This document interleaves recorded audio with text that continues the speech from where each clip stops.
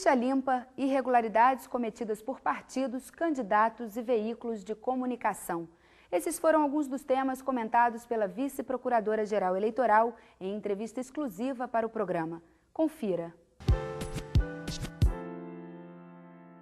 Nas eleições deste ano, o Brasil vai eleger novo presidente, senadores, deputados e governadores. O processo eleitoral passou por mudanças e a atuação do Ministério Público Eleitoral acompanha essas novidades. Hoje, no quadro Eleições, vamos conversar com a vice-procuradora-geral eleitoral, doutora Sandra Quirô, sobre a nova lei que proíbe a candidatura de pessoas com condenação na Justiça.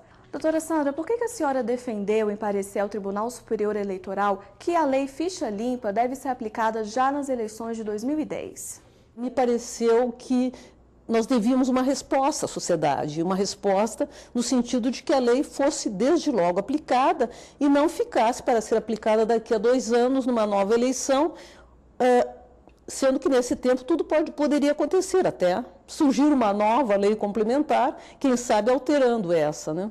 Na verdade, isso em nada iria nem vai prejudicar os partidos e seus candidatos, porque eles vão entrar nas eleições com as regras do jogo já pré-estabelecidas. Só violaria a segurança jurídica se houvesse uma mudança nas regras do jogo durante o processo eleitoral, durante a competição eleitoral. O projeto Ficha Limpa foi de iniciativa popular. A senhora acredita que essa característica tornou mais urgente a aplicação já em 2010? Com certeza, porque foi uma cobrança da população brasileira, tanto ao Poder Legislativo, como ao Presidente da República e ao próprio Poder Judiciário, no sentido de que pessoas que não têm perfil para ocuparem cargos públicos de tanta relevância, como são os cargos de chefia dos diversos executivos, federal, estadual, municipal, como os cargos do Poder Legislativo, que afinal de contas é quem edita quem faz as nossas leis, não é? Eles obrigatoriamente não poderiam continuar sendo ocupados por pessoas que tinham condenações por improbidade, condenações por mau uso de dinheiro público, condenações, enfim, por crimes que demonstravam que essas pessoas não tinham a menor condição de legislar ou de lidar com dinheiro público, de administrar um Estado ou administrar o país. A senhora acredita que essa nova lei muda a postura do eleitor na hora de votar? E quanto aos candidatos, muda a postura deles também? O eleitor, da parte do eleitor, ele terá a segurança de votar em candidatos que não são pessoas, enfim, que não tenham condições mínimas de exercer cargos públicos de tanta relevância. Do ponto de vista dos candidatos, também eles, não é? Porque eles já vão partir sabendo que em determinadas situações, se estiverem condenados por determinados crimes ou se estiverem condenados pelo Tribunal de Contas, enfim, eles não podem sequer ser candidatos.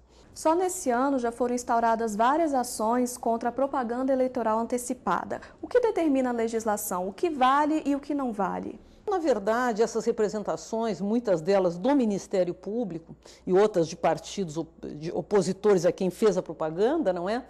Elas dizem respeito a algo que é proibido por lei, que é proibido pela lei há muito tempo, por sinal, não é uma proibição nova. Antes do dia 5 de julho não pode haver propaganda. Alguns meios de comunicação foram processados por conta de propaganda eleitoral antecipada. O que a senhora acha disso? Se há um meio de comunicação qualquer, uma emissora de rádio, televisão, um provedor da internet, seja quem for, que dê uma propaganda privilegiada, uma propaganda não, que dê um tratamento privilegiado a determinado candidato ou a determinados candidatos em detrimento dos outros, ele quebra a isonomia, a igualdade que deve existir entre todos aqueles que vão disputar o pleito.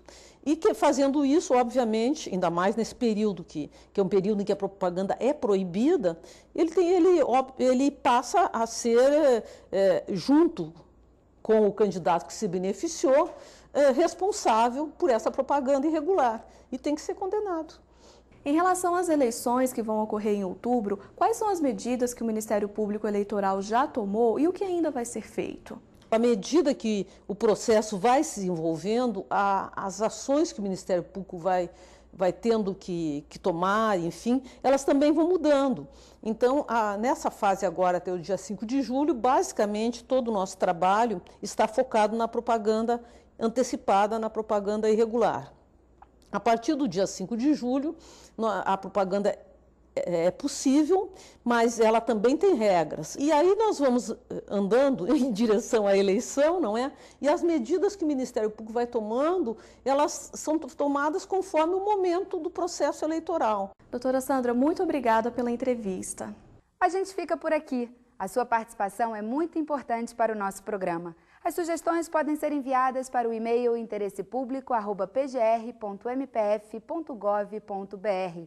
E se você quiser rever alguma reportagem, o Interesse Público está na internet. Acesse o site www.pgr.mpf.gov.br, link Interesse Público.